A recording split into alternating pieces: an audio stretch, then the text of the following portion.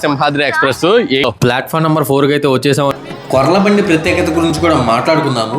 ఎన్ని సంవత్సరాలకు ఒకసారి జరుగుతుంది, అసలు ఈ జాతర ప్రత్యేకత ఏంటి, ఈ జాతర అసలు ఎందుకు చేస్తారు, ఈ విశేషాలన్నీ తెలుసుకుందాం. ఈ జాతరకి 3 నెలల ముందు అమ్మవారికి ముడుపు కడతారు.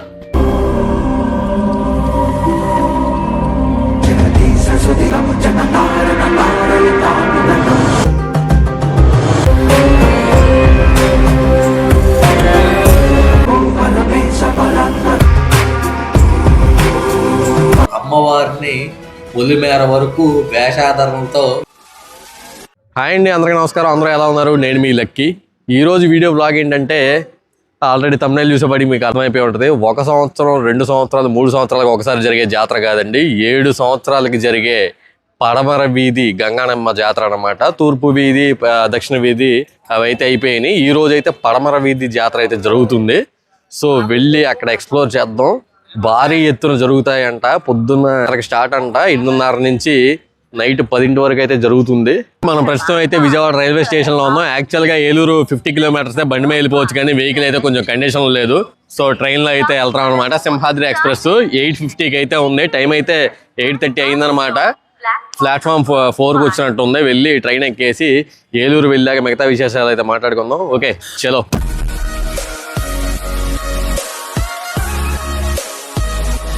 ప్లాట్ఫామ్ నెంబర్ 4 కి అయితే వచ్చేసామండి. ట్రైన్ అయితే ఒక 10 నిమిషాలు లేట్ ఉంది. ఓకే, మాటల్లో అయితే వచ్చేసింది. సింహాద్రి ఎక్స్ప్రెస్ అన్నమాట. ఈ బండి గుంటూరులో 6:30కి స్టార్ట్ అయిందండి, ఎర్లీ మార్నింగ్. మన విజయవాడ జంక్షన్ కి వచ్చేపాటికి 9:10 అయింది. ఒక 20 మినిట్స్ అయితే లేట్ అయింది. ట్రైన్ ఎక్కేసామండి. అన్ని జర్నీల కన్నా నాకు ట్రైన్ జర్నీ అంటే చాలా ఇష్టం అండి. మీకు ఏ జర్నీ ఇష్టం కింద కామెంట్ చేసేయండి. మొస్తాబాద్ గుణలకు వెళ్లే దారిలో ఇక్కడ రైల్వే ట్రాక్ బ్రిడ్జ్ అయితే కన్స్ట్రక్షన్ అయితే జరుగుతుందండి.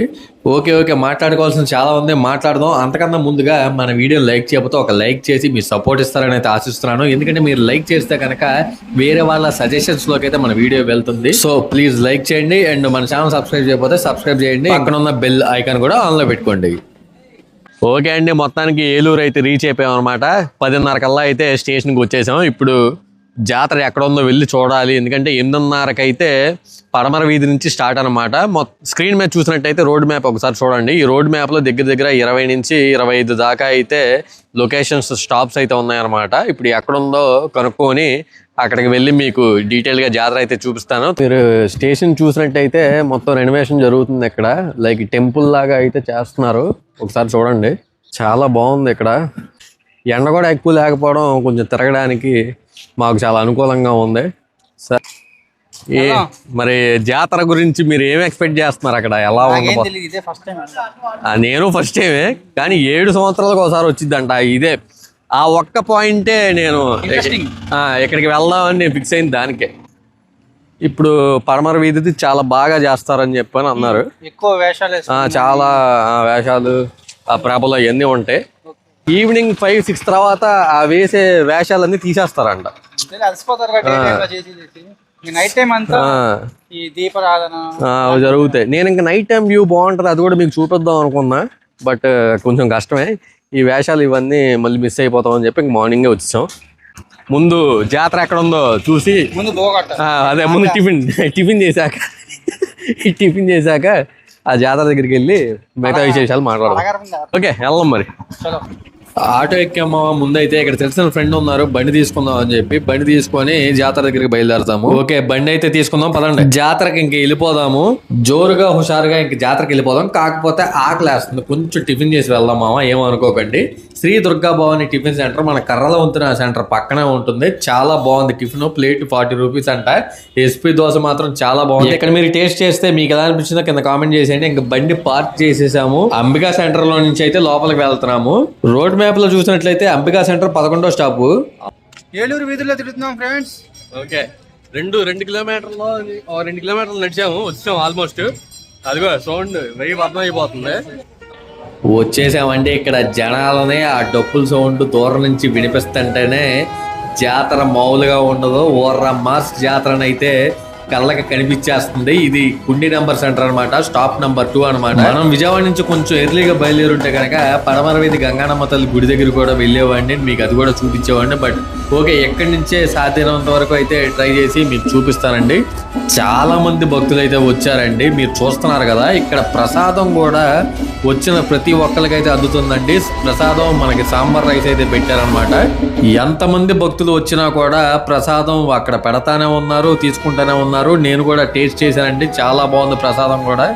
ప్రసాదం అయిపోగానే పానకం పట్టుకొని రెడీగా ఉన్నాడు మా అబ్బాయి, అది కూడా చల్లగా బాగుందండి. మా వాడు వదిలేస్తే ఇంకో 2 గ్లాసులు లేపేలా ఉన్నాడు. పానకం కూడా చాలా బాగుంది. ఓకే అండి, ఈ విషయాలు ఎప్పుడు ఉండేవే. అసలు మ్యాటర్లోకి వద్దాము. అసలు ఈ జాతర ఎన్ని సంవత్సరాల క్రితం స్టార్ట్ అయింది, ఎన్ని సంవత్సరాలకు ఒకసారి జరుగుతుంది, అసలు ఈ జాతర ప్రత్యేకత ఏంటి, ఈ జాతర అసలు ఎందుకు చేస్తారో ఈ విశేషాలన్నీ తెలుసుకుందాం. నాకు తెలిసిన కొన్ని విషయాలు అయితే మీతో షేర్ చేసుకుంటారండి. ఒకవేళ తప్పులుంటే క్షమించండి. మీకు తెలిసిన ఈ జాతర విశేషాలు అయితే కామెంట్ చేయండి, నేను కూడా తెలుసుకుంటాను. ఏలూరు గంగానమ్మ జాతర 2 తెలుగు రాష్ట్రాల్లో జరిగే అతిపెద్ద జాతరల్లో ఈ జాతర కూడా ఒకటి. ఈ జాతరలో తూర్పు వీధి, పడమర వీధి జాతరలు ప్రత్యేకం. 150 సంవత్సరాల విశిష్ట చరిత్ర గల ఏలూరు గంగానమ్మ జాతర. ప్రతి గ్రామానికి గ్రామదేవత ఉన్నట్టుగానే ఏలూరుకి గ్రామదేవత అయిన గంగానమ్మ వారికి ప్రతి 7 సంవత్సరాలకి అంగరంగ వైభవంగా జాతర జరుగుతుంది. అయితే ఈ జాతరకి 3 నెలల ముందు అమ్మవారికి ముడుపు కడతారు. అప్పటి నుంచి జాతర పూర్తి అయ్యే వరకు ఎలాంటి పండగలు, శుభాశుభ కార్యాలు చేయరు, కొత్త బట్టలు ధరించరు, పుట్టినరోజు వేడుకలు కూడా చేసుకోరు.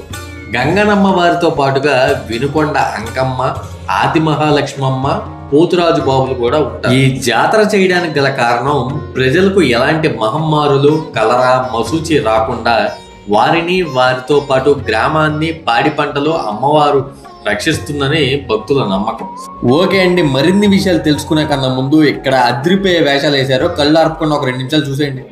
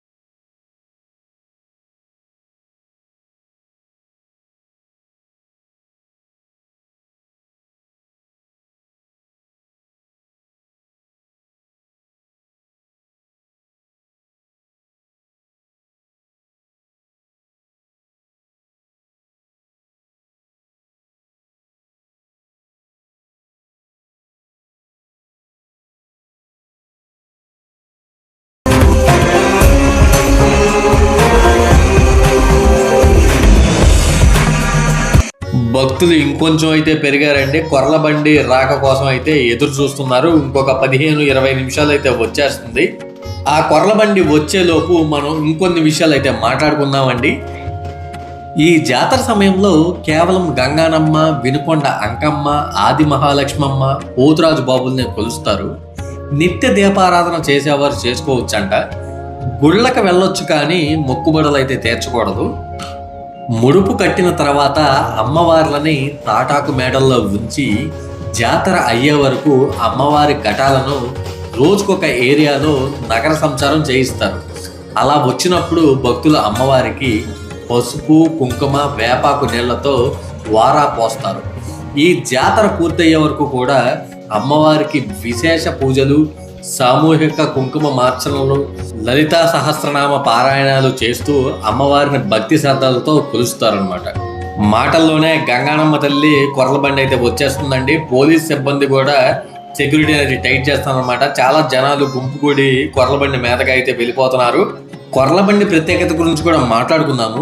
అంతకన్నా ముందుగా ది 25/1/2026, ది 26/1/2026 అంటే పోయిన నెల జనవరిలో జరిగిన తూర్పు వీధితో పాటుగా దక్షిణపు వీధి, ఆదివారపుపేట, పవర్పేట, లక్ష్మీవారపేట గంగానమ్మ జాతర జరిగింది. ఇవాళ 2/2/2026 ఈ ఫిబ్రవరి నెలలో జరిగేది పడమర వీధి గంగానమ్మ జాతర. అన్ని జాతరల్లో కల్లా పడమర వీధి జాతర బాగా చేస్తారని మంచి పేరైతే ఉంది.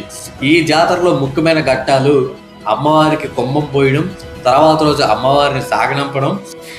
ఈ రోజు మనం చూస్తుంది చివరి ఘట్టమైన అమ్మవారిని కొర్లబండిలో ఊరేగిస్తూ రకరకాల వేషాధారణలో డప్పులు, మంగళ వాయిద్యాలతో సాగనంపడం చూస్తున్నాం.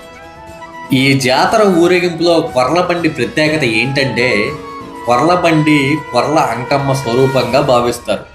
ఈ కొర్లబండిని వేప చెట్టుతో తయారు చేస్తారనమాట. ఈ బండిని తయారు చేసేటప్పుడు ఎలాంటి లోహాన్ని అంటే ఇనుములు కానీ, మేకులు కానీ ఇలాంటి ఏమీ వాడరు. ఆ బండిలో అమ్మవారిని పొలిమేర వరకు వేషాధారణలతో, మేళతాళాలతో అంగరంగ వైభవంగా ఊరేగిస్తూ సాగనంపుతారనమాట. మీరు కూడా చూసేయండి.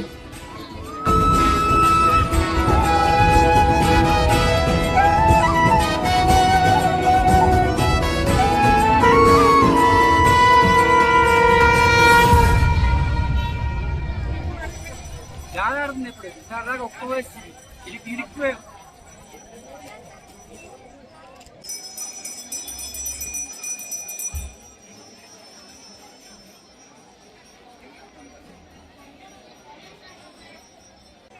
భక్తులైతే రెడీగా ఉంటున్నారండి. నెక్స్ట్ స్టాప్ ఏదో చూసుకొని ముందు వెళ్ళి అక్కడైతే నుంచుంటున్నారు. ఎక్కడికి వెళ్ళినా కూడా జనాలందరూ అయితే ఉంటున్నారనమాట. ఇందాక సాంబార్ రైసును మా పానకం అండి, ఇప్పుడేమో మజ్జిగ అయితే ఇచ్చారు.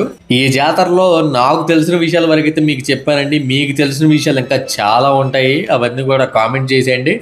ఇంకా మేము చూద్దాం అనుకుందాం కానీ ట్రైన్ రిటర్న్ జర్నీ అయితే బుక్ చేసేసాం. సో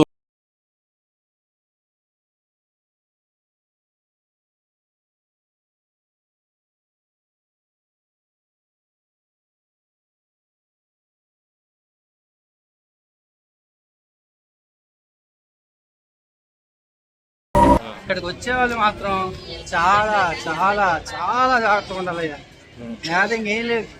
ఆ గుంపులో ఇరుక్కుపోయామంటే ఊపిరి కూడా ఆడదు. ఆ రేంజ్ లో ఉంది క్రౌడ్ అక్కడ. చాలా జాగ్రత్తగా ఉండాలి.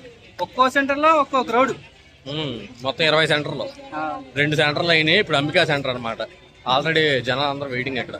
ఈ జాతర కోసం అయితే ఏలూరు ఊరే ఇక్కడ ఉందండి. ఇంకా ఏ ఊర్ల నుంచి వచ్చారో నాకైతే తెలీదు. ఈ ఏలూరు జాతరకి మీరు ఏ ఊరు నుంచి ఇక్కడికి చూడడానికి వచ్చారో కింద అయితే కామెంట్ చేయండి. ఓకే అండి, చూసారు కదా జాతర ఎలా అనిపించింది. నాకు తెలిసిన మ్యాటర్ అయితే కొంచెమే చెప్పాను, నాకు తెలిసినంత వరకు. మీకు తెలిసిన మ్యాటర్ చాలా ఉండుంటుంది. దయచేసి కామెంట్ చేయండి, నేను కూడా తెలుసుకుంటాను. సాధ్యమైనంత వరకు తీయడానికి ట్రై చేశాను. చూసారు కదా జనాలు, ఆ ఫ్లోటింగ్ ఎలా ఉందో, తొక్కేసలాంటి జరిగిపోద్ది అలా ఉందన్నమాట. చాలా అంటే చాలా బాగా జరిగింది జాతర. మేము ఓన్లీ ఆ కుండీ సెంటర్ దగ్గరే చూసాము.